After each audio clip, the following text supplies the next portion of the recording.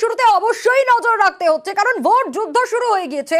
আর উত্তরের দিকে ফোকাস, কারণ উত্তরের উত্তর পাওয়ার জন্য মরিয়া মমতা বন্দ্যোপাধ্যায়। কি অপরাধ করলো তৃণমূল যে উত্তরে বারবার বিজেপি ফুলবাড়িতে ভোট প্রচারে গিয়ে প্রশ্ন তুলেছেন মমতা বন্দ্যোপাধ্যায়? কি বলেছেন আজ শোনাবো। আপনারা যে বিজেপিকে ভোট দিয়ে জেতালেন, নর্থ বেঙ্গলের সব সিট বিজেপি পেল লোকসভা ইলেকশনে। কি দোষ করেছিল তৃণমূল? জঙ্গলমহলে সব সিট বিজেপি পেল কেন? কি দিয়েছে আজ পর্যন্ত? একটা কিছু দিয়েছে? একটা কিছু করেছে? আমরা করেছি। আর কি করতে পারি? নিজের জীবনটা দিয়ে দেওয়া ছাড়া বাকি আছে কিছু করতে? সবটাই করি কারণ আপনাদের আমি ভালোবাসি। আমার কোনো নিজস্ব পরিবার নেই, আপনার আমার পরিবার। আজ চৈত্র সংক্রান্তি আর বিজেপির বিসর্জনের ডাক মমতা বন্দ্যোপাধ্যায়ের। উত্তরবঙ্গে ভোট প্রচারে গিয়ে বাংলা থেকে বিজেপিকে সাফ করার ডাক মমতার। চুরি করতে করতে চোরের মায়ের বড় গলা, শূন্য কলসি বড্ড বাজে বেশি। আজকে বাংলার চৈত্র সংক্রান্তি, বিজেপির চৈত্র সংক্রান্তি হবে, মনে রাখবেন, বাংলা থেকে। আর সারা দেশ চালাবো আমরাই, বাংলায় পথ দেখাবে।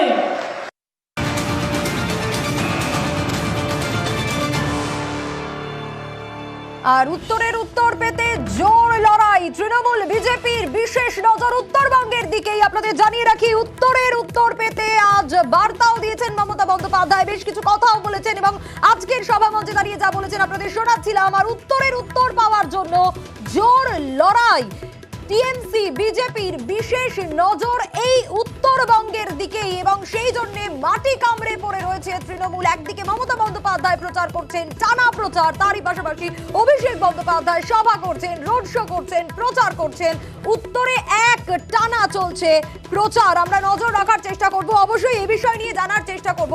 সোমরাজ আমাদের প্রতিনিধি রয়েছেন আমাদের সঙ্গে। সোমরাজ, যে প্রশ্নটা প্রথমেই আসছে যে একদিকে বিজেপি আর একদিকে তৃণমূল, দুজনেই কিন্তু মরিয়া। বিজেপির কাছে একদিকে প্রেস্টিজ ফাইট, অন্যদিকে তৃণমূল নেত্রী তিনি প্রচারে ঝড় তুলছেন, অভিষেক বন্দ্যোপাধ্যায় ঝড় তুলছেন। মরিয়া চেষ্টা তৃণমূল, মাটি কামড়ে পড়ে রয়েছে।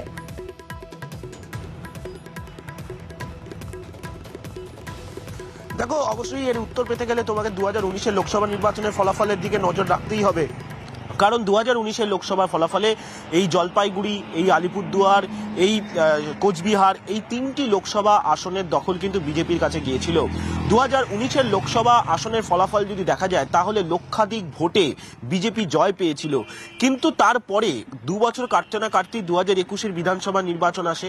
সেই বিধানসভা নির্বাচনের নিরিখে যদি ফলাফল দেখা যায় তাহলে দেখা যাবে যে ভোট ব্যাংক তৃণমূল কংগ্রেস থেকে সরে গেছিল, সেই ভোট ব্যাংক কিছুটা পুনরুদ্ধার করতে সক্ষম হয়েছিল তৃণমূল নেতৃত্ব এবং তার জন্য উত্তরবঙ্গে বেশ কিছুটা ভালো ফল করেছিল 2021-এর বিধানসভা নির্বাচনে। যদি কোচবিহার, জলপাইগুড়ি, আলিপুরদুয়ারের দিকে নজর রাখা যায় তাহলে বিশেষত কোচবিহার এবং জলপাইগুড়ির কয়েকটি আসন ছিনিয়ে নিয়েছিল তৃণমূল এবং যাকে কেন্দ্র করেই 2024-এ তৃণমূল নেতৃত্ব আশা করছে যে বিশেষ করে কোচবিহার এবং জলপাইগুড়ি এই আসনগুলিকে লাগাতার প্রচার করলে এবং অবশ্যই রাজ্য সরকারের তরফে যে কর্মসূচিগুলি নেওয়া হয়েছে, সাম্প্রতিক সময় জলপাইগুড়ির বার্নিশ গ্রামে যে প্রাকৃতিক বিপর্যয়ের ঘটনা, সেই ঘটনার দরুন মমতা বন্দ্যোপাধ্যায়ের উত্তরবঙ্গে ছুটে আসা, অভিষেক বন্দ্যোপাধ্যায় তিনি গতকাল আমরা দেখলাম তাদের সঙ্গে আলোচনা করলেন, বৈঠক করলেন। অর্থাৎ এই উত্তরবঙ্গের মাটি কামড়ে থাকা কোথাও না কোথাও এই সংকেত অন্তত নেতৃত্বকে দিচ্ছে, তৃণমূল নেতৃত্বকে দিচ্ছে যে 2024-এর লোকসভার ভোটে অনেকটাই ভালো ফল করবে তৃণমূল নেতৃত্ব বলেই তারা আশা রাখছেন। সেই কারণেই বারবার এই উত্তরবঙ্গে মমতা বন্দ্যোপাধ্যায়, অভিষেক বন্দ্যোপাধ্যায় চলে আসছেন। 19শে এপ্রিল প্রথম দফার ভোট, তার আগে টানা নির্বাচনী প্রচার করে যাচ্ছেন মমতা বন্দ্যোপাধ্যায়। গত 31 তারিখ রাত থেকে জলপাইগুড়িতে রয়েছেন মমতা বন্দ্যোপাধ্যায়, টানা নির্বাচনী প্রচার। তার মধ্যে জলপাইগুড়িতে 4টি নির্বাচনী সভা করছেন মমতা বন্দ্যোপাধ্যায়, কোচবিহারে 3টি নির্বাচনী সভা করছেন মমতা বন্দ্যোপাধ্যায়, আলিপুরদুয়ারে 3টি নির্বাচনী সভা করছেন মমতা বন্দ্যোপাধ্যায়। অবশ্যই এটার অন্যতম কারণ হচ্ছে 2021-এ যে ভোট ব্যাংক কিছুটা হলেও ফিরে পেয়েছে তৃণমূল নেতৃত্ব, সেই ভোট ব্যাংকে আরও ফিরিয়ে আনা 2024-এর লোকসভা নির্বাচনে। আর সেই কারণেই বারবার উত্তরবঙ্গেই থাকছে তৃণমূল নেতৃত্ব, উত্তরবঙ্গকেই বিশেষভাবে নজর দিচ্ছেন মমতা বন্দ্যোপাধ্যায়, অভিষেক বন্দ্যোপাধ্যায় বলেই মনে করছে রাজনৈতিক মহল।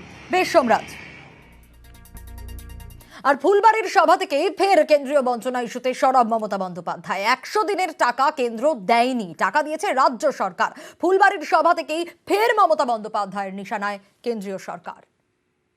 এই বিজেপির এমএলএরা যারা দাঁড়িয়েছিল আবার দাঁড়িয়েছে, দল তো ছিল, পার্টি তো ছিল, যাকে আপনারা এমএলএতে ভোট দিয়েছিলেন ডাবগ্রাম থেকে তিনি তো ছিলেন। যখন 100 দিনের কাজের টাকা লোকে পায়নি তখন আপনি কি করেছিলেন? ঠোঁটের লুকো প্লাস্টার লাগিয়ে বসেছিলেন। বিজেপি বলছে বাংলাকে টাকা দেবে না, ওপেন বলেছে ওরা। আবাস যোজনার টাকা দেবে না, রাস্তার টাকা দেবে না, যেন মনে হচ্ছে মগধ মুল্লুক থেকে টাকা নিয়ে আসছে। বাংলা কারো কাছে ভিক্ষে চায় না। 100 দিনের টাকা দিল কে? আমরা দিলাম। তাহলে ভোটটা বিজেপি কেন পাবে?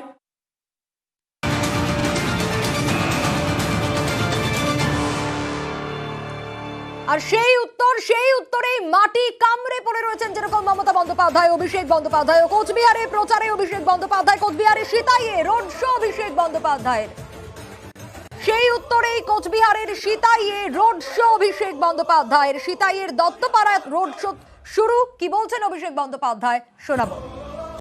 280 টাকা কেজি, দুধের দাম প্রায় 55-60 টাকা লিটার, পাতি লেবু 180 টাকা কেজি, 70 টাকার রসুন 430 টাকা কেজি, 400 টাকার রান্নার গ্যাস 1000 টাকা, 50 টাকার পেট্রোল 100 টাকা, 40 টাকার ডিজেল 92 টাকা। এই হচ্ছে মোদিজির 8 দিনের নমুনা। আর যিনি দাঁড়িয়েছেন ভোটে, আপনাদের ভোট নিয়ে কোথায় কুচবিহারের, সিতাইয়ের, দিনহাটার, শীতলকুচির, কুচবিহার উত্তর, দক্ষিণ, মাথাভাঙা, মেখলিগঞ্জ, তুফানগঞ্জ সার্বিক এলাকার মানুষের কোথায় উন্নয়ন করবে, তা না করে দিল্লিতে অমিত শাহর পায়ে ধরে বলল বাংলার মানুষের 100 দিনের টাকা বন্ধ করে দাও, বাংলার মানুষের আবাসের টাকা বন্ধ করে দাও। যারা আপনার সাথে বেঈমানি করেছে 5 বছর, তাদেরকে উচিত শিক্ষা দেবেন কি দেবেন না বলুন? তাদের জবাব দেবেন কি দেবেন না? যারা আপনার ভোটে জিতে কেউ বিধায়ক হয়েছে, সাংসদ হয়েছে, এমনকি 2021 সালেও এখান থেকে প্রায় 7টা আসনে বিজেপি জিতেছিল। মানুষ এক বুক আশা আকাঙ্ক্ষা নিয়ে ভোট দিয়েছে। 5 বছর তো বিজেপিকে দেখলেন ডবল ইঞ্জিন সরকারের নমুনা। তৃণমূলকে এবার জিতিয়ে জগদীশ চন্দ্র বসুনিয়া, তাকে ভোট দেওয়া মানে সরাসরি এই প্রতারকদের গালে দুটো করে গণতান্ত্রিক ভাবে কষিয়ে থাপ্পড় মারা। আপনার কাছে একদিকে বিজেপির প্রার্থী, যার বিরুদ্ধে 6 মাস আগে আদালত গ্রেপ্তারি পরোয়ানা জারি করেছিল, সেই সাংসদকে আদালতে গিয়ে সারেন্ডার করে জামিন নিতে হয়েছিল, তাকে আবার বিজেপি প্রার্থী করেছে। আর একদিকে সৎ, ভদ্র, সভ্য, মার্জিত, শিক্ষিত জগদীশ দা, আপনি কাকে ভোট দেবেন সিদ্ধান্ত আপনার। মমতা বন্দ্যোপাধ্যায় আপনাদের কন্যাশ্রী, রূপশ্রী, যুবশ্রী, লক্ষ্মীর ভান্ডার, বিনামূল্যে রেশন দিয়েছে। আর বিজেপি আপনাদের ভোট নিয়ে আপনাদের আবাসের টাকা, বাড়ির টাকা, রাস্তার টাকা, 100 দিনের টাকা বন্ধ করেছে। আমি রাস্তায় পড়েছিলাম, শুরু করেছিলাম এই কুচবিহারের মাটি থেকে, দিনহাটা থেকে। এই দিনহাটার মাটি থেকে পরবর্তীকালে দিনহাটা থেকে সিতাই হয়ে, মাথাভাঙা হয়ে, তুফানগঞ্জ হয়ে আমি 2 দিন 3 দিন কুচবিহারে ছিলাম। তারপর আমি আলিপুরদুয়ার হয়ে জলপাইগুড়ি যাই। আমি আপনাদের অনুরোধ করব যে আপনাদের পাশে যারা ছিল, যাকে পাশে পেয়েছেন, নরেন্দ্র মোদী বলছে আমাকে দেখে ভোট দিন, আমি রাম মন্দির করেছি তাই ভোট দিন। আমি আপনাকে বলি, আমরা ধর্ম বাড়িতে করব। কেউ মন্দিরে যাবে, কেউ মসজিদে যাবে, কেউ গুরুদ্বারা যাবে, কেউ বাড়িতে ঠাকুরের পুজো করবে, ঈশ্বরের পুজো করবে, আল্লাহর কাছে দোয়া চাইবে, সর্বশক্তিমানের কাছে প্রার্থনা করবে। কিন্তু নির্বাচনে যখন ভোট দেবেন তখন ধর্মের নামে নয়, কর্মের নামে ভোট দেবেন।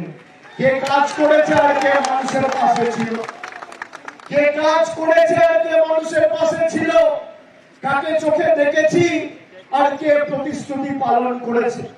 কালকে ভারতবর্ষের প্রধানমন্ত্রী জম্মু কাশ্মীর থেকে সভা করে বলেছে যে যারা মাছ খায় তারা হিন্দু বিরোধী, তারা হচ্ছে মুঘল। আপনারা একটু হাত তুলে বলুন তো কারা মাছ খায়, একটু হাত তুলুন তো, হাত তুলে বলুন। আমি নিজেও মাছ খেতে ভালোবাসি, যারা মাছ খান একটু হাত তুলুন। আপনাদের সবাইকে দেশ বিরোধী বলছে। কে বলছে? অভিষেক ব্যানার্জি নয়, দেশের প্রধানমন্ত্রী। কেন? আপনারা মাছ খান। এই নিশীথ প্রামাণিক যদি যেতে প্রথম কাজটা করবে কুচবিহারে মাছ খাওয়া বন্ধ করবে। তার কারণ তার নেতা বলছে যে মাছ খাচ্ছে সে দেশবিরোধী, সে দেশের শত্রু, সে দেশের বিরোধী, তাদেরকে মুঘলদের সাথে তুলনা করছে। আমি তো সকাল বিকেল মাছ খাই, আর আমাদের দুর্গাপুজো, কালী পুজো মাছ মাংস ছাড়া মায়ের ভোগ হয় না। মোদিজিকে বলবো বাংলার কৃষ্টি, সংস্কৃতি, সভ্যতা আপনি জানেন না, যে আমাদের মনের ভাষা বোঝে না, যে আমাদের ভাষা জানে না, পড়তে পারে না, লিখতে পারে না। এই বিজেপির সর্বভারতীয় সভাপতি আগে যিনি ছিলেন আর এখন দেশের স্বরাষ্ট্রমন্ত্রী অমিত শাহ দুদিন আগে বালুরঘাটে সভা করেছে। বালুরঘাটকে বলছে বেলুরঘাট। এখানে সভা করতে এসে ঠাকুর পঞ্চানন বর্মাকে বলেছেন পঞ্চানন বর্ম। রবীন্দ্রনাথ ঠাকুরের জন্মস্থান জানে না, ঈশ্বরচন্দ্র বিদ্যাসাগরের আবক্ষ মূর্তি এদের নেতৃত্বে ভাঙা হয়েছিল। এই কারণে এদেরকে বাংলা বিরোধী করছে। আর দুদিন আগে, 4 দিন আগে আপনারা দেখেছেন কলকাতায় রাজ্যপালের কাছে আমরা গেছিলাম। তার কারণ আসামে বিহু হচ্ছে, তাও ইলেকশন কমিশন অনুমতি দেবে যে সেখানে টাকা দেওয়া যাবে। আর উত্তরের জেলাগুলি যেগুলো ঝড়ে ক্ষতিগ্রস্ত, যাদের পরিবারের ঘর বাড়ি একদম ধুলোয় মিশিয়ে গেছে, তাদের টাকার অনুমতি নির্বাচন কমিশন দেবে না। আমি বলেছি আমাদের রাজ্য সরকার তাদের টাকা দেবে, আপনাদের ক্ষমতা থাকলে আপনারা আমাদের বিরুদ্ধে এফআইআর করে আমাদেরকে জেলে ঢোকাবেন।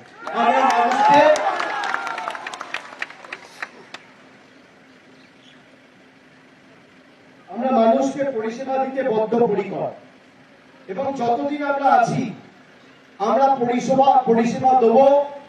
একটা মানুষকেও আপনি ভাতে মারতে পারবেন না।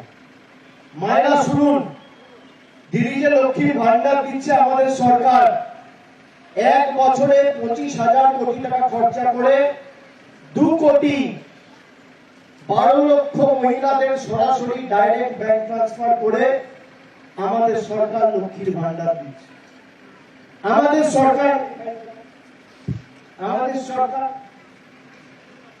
সরকার এই কুচবিহার জেলায় 7,92,000 মায়েদের, বৌদিদের, দিদিদের প্রতি মাসে লক্ষ্মীর ভান্ডার দিচ্ছে। বিজেপি জিতলে আগে সেটা বন্ধ করার চেষ্টা করবে। প্রায় কুচবিহারের সবাইকে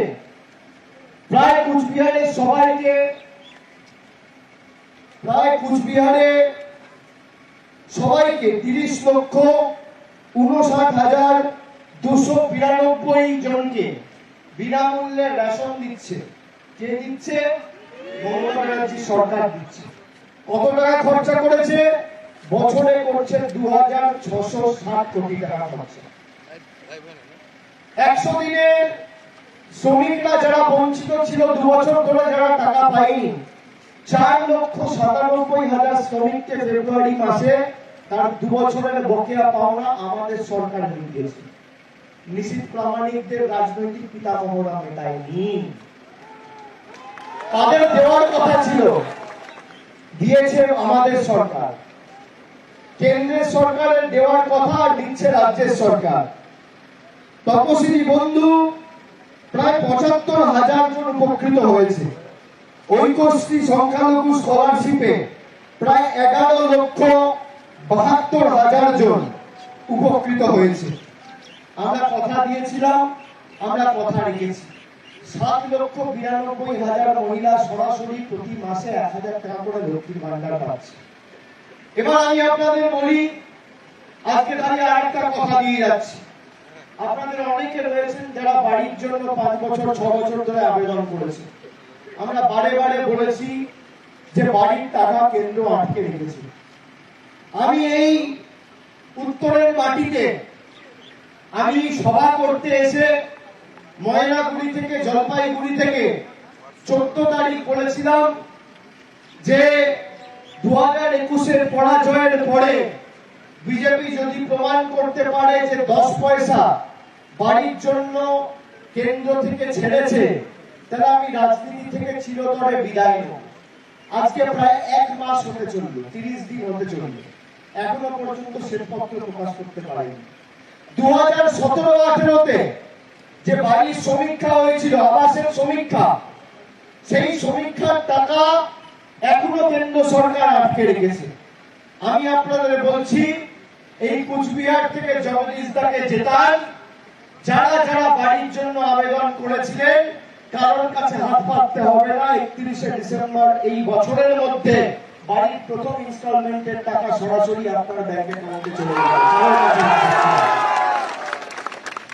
এটা তৃণমূলের গ্যারেন্টি, এটা মামাটি মানুষ সরকারের গ্যারেন্টি, এটা দিদির গ্যারেন্টি, এটা আমাদের গ্যারেন্টি। আর মোদীজি গ্যারেন্টি দিয়েছিল কি সবাই 15 লাখ টাকা করে পাবে। পেয়েছেন? 15 টাকা পেয়েছেন? পেয়েছেন? পেয়েছেন তো? এখানে কোন কুচবিহার লোকসভার বিস্তীর্ণ এলাকা জুড়ে কটা যুবক যুবতী আমাকে দেখাতে পারবেন কেন্দ্র সরকার হাতে কর্মসংস্থানের নিয়োগপত্র তুলে দিয়েছে?